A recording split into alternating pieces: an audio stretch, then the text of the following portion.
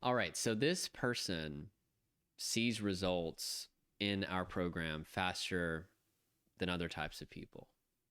And I want to tell you what type of person that it is, not to create discouragement if you're not this type of person, but to explain why this type of person sees the fastest results. So that way you can understand the why and cultivate this in your life. Whether you end up working with us to help you become symptom free or somebody else, you're going to have this attribute. And so let's go ahead and talk about it. So the people that I'm talking about are entrepreneurs, business owners, CEOs, whatever title you want to give it. They recover the fastest every single time. And the reason why is they're very resilient and they know how to execute. The essence of being an entrepreneur is that you know how to execute despite how you feel, despite whether you're seeing results or not, and despite whether or not you even believe it's going to work. You know, sometimes I'll hire some business to help me with something related to what I do. And, you know, maybe they've got testimonials or whatever, but there's still that doubt in my mind. There's still that, what if this doesn't work? But I've taught myself, I'm going to do every freaking thing that this person tells me to do, regardless of whether I'm seeing results or not, and regardless of whether I even believe that it's going to work, and also regardless of whether I feel like it. And if it's a good system, it's going to work, right? But I didn't used to do that before becoming an entrepreneur, which, by the way, I became a coach first, and I had to become an entrepreneur in order to continue to be a coach. I don't like the entrepreneur side of this. I wish that I could just coach people all day, but unfortunately, I have to spend a lot of time on the other side of things, just to make sure that I can get in front of you guys and be able to help you. But anyway,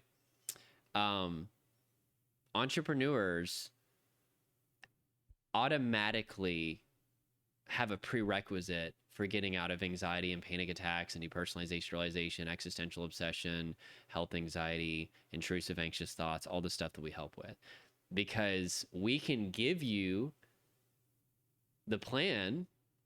We can very quickly tell you, hey, stop doing that, start doing this. And then give you the support that you need as you're healing, which is actually 45% of healing is having proper co-regulation. But if you don't execute on it, there's nothing we can do, right? I mean, it's like if you got to go through the Amazon jungle and I'm your guide. Sorry, I got this weird beard and I'm trying to grow it to where it covers up the Adam's apple. So then it's just a weird beard and not a weird beard and a weird Adam's apple. But let's say I'm your guide and I'm like, okay, here's the machete. You need to, like, you're chopping over way over here and that's not where we're going. You need to chop right there. Here's the path. Here you go. I've sharpened it for you. Start chopping away. Whenever you're encountering anacondas and gorillas and scorpions, it's going to be really, really painful. Even whenever you have the right machete, even whenever you know the path, you still have to chop through the rainforest. And that represents you're going to have to carry around the symptoms temporarily until we can create the conditions for your nervous system to heal itself long enough for you to see results. Your body knows how to heal itself. I love Dr. Peter A. Levine's quote. He says, human beings are born with an innate capacity to triumph over trauma. It's not even a human ability. It's a mammalian ability. But the reason why you haven't healed yet is not because you can't heal. It's because there are certain things that you're doing that are interrupting your body's natural ability to heal itself. And then there's certain things that you're not doing / don't have in your life, namely self-regulation and co-regulation, that are impeding your nervous system's ability to heal itself. And that's all we do with people, is we teach them how to self-regulate, and we give them all the scientific knowledge that they need to get rid of all the fear that's coming from misinformation, which is most people. And then we give them the support, the co-regulation, the guidance, the hope, the relationship through the ups and downs of recovery.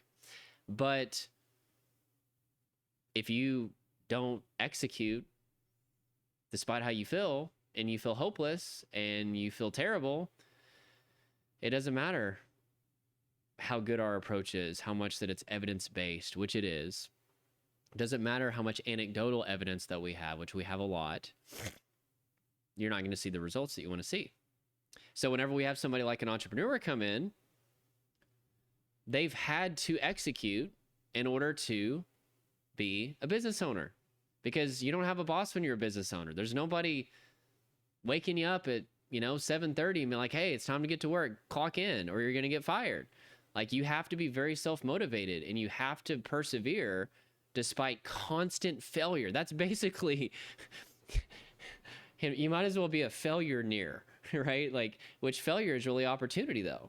And every good entrepreneur knows that. Every time that you fail, that's putting you one step closer towards figuring out what works. You have to know what doesn't work before you can figure out what does work, right? And if you know how to frame failure as opportunity and just keep getting back up and keep chugging along no matter what, you have an advantage over the people who don't have a history of execution. Now, what I will tell you is, we work with a lot of people that, they technically don't learn how to execute despite how they feel until long into our program. And that's one of the reasons why we offer help until the person is 100% symptom free, because we recognize that not everybody's coming into our program with that history of execution. Some people have never consistently executed on anything in their entire life long enough to see significant results. That was me. I was the world's worst at executing on stuff consistently. And so anyway, we have a lot of grace and we understand that, but I'm just telling you, if you know how to execute despite how you feel and despite whether you're seeing results or not, you're going to recover a lot faster once you have the right approach and once you have the right guidance, regardless of whether it's us or you choose to work with somebody else. Of course, we want you to check us out. There's a link below. You can apply to work with me and my team. We'd love to check out your situation, see if we can help. But regardless of whether you choose us or somebody else, I don't care, as long as you get the help that you need. Doesn't matter if they're the best person on earth. They've got the best approach, the best co-regulation, everything. If you don't know how to execute, nobody can override that.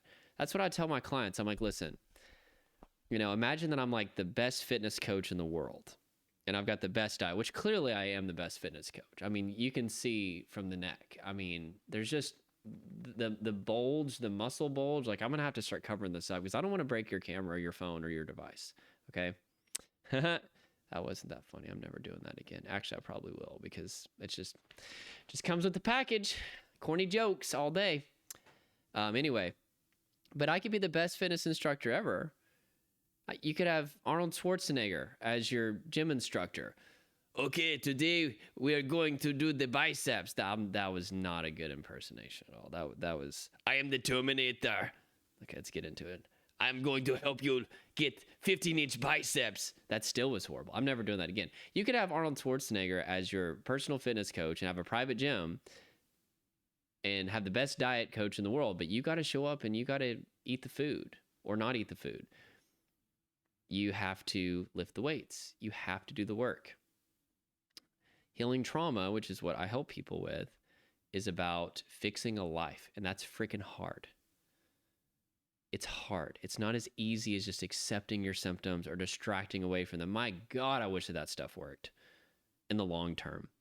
I wish that there was some pill that you could take to make all this go away. But there isn't. If you're going to get out of trauma, it means that you're going to get your body out of fight, flight, freeze response. That's what trauma is. It's your body constantly going into fight, flight, freeze response. It's your brain perceiving threat where there is no threat, and your body preparing to address that perceived threat in the form of fight, flight, freeze response in the body. And it's typically due to a very complex trauma history, meaning that you've had a lot of stress, a lot of adversity. At least the people that work with me do.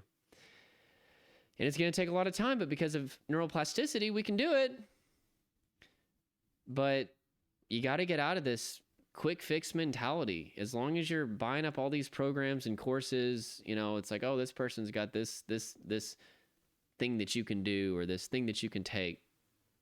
I get it. You want to feel better. Oh my gosh. Like, I would do anything for you to feel better. And I'm not upset if you feel better due to something that isn't going to get you long-term results. But I'm going to be honest with you and tell you that if you haven't really done the body work, especially if you haven't gotten in tune with your body, made your body your safe place, befriended your body, gotten rid of the tension, adrenaline, emotion, and fatigue in the body, and made lifestyle adjustments, as well as gotten proper co-regulation to make sure that you're supported and are doing everything correctly, you're not set up for long-term recovery yet. And I have people all the time that were actually experiencing a temporary delay in symptoms for years, and then those years that they were just accepting and distracting away from their symptoms or doing something other quick fix method, their nervous system was building up. Their body was building up with a lot of buildup.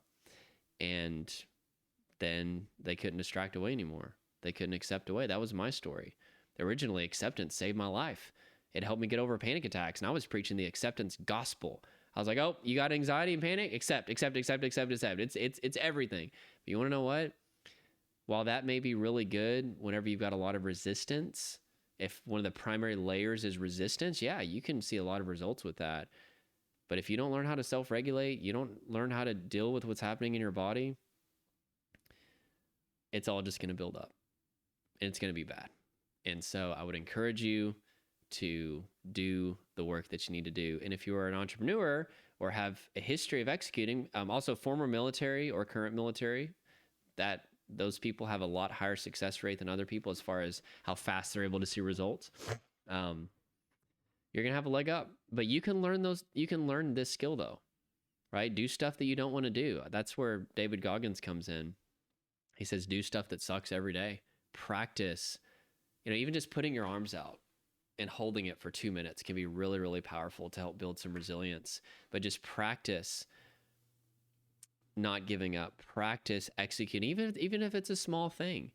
Just set yourself to do something, and even if you feel overwhelmed, you just keep going. Like putting stuff together. Go to Walmart and buy pretty much anything and just put it together, because the instructions are probably going to be in a different language that you can't even understand. And it's whoever writes these instructions for putting stuff together is a moron. And just put stuff together. That'll help. Anyway, I got to go. I got somebody at the door. And if you want to work with us, there's a link below. I'll talk to you soon.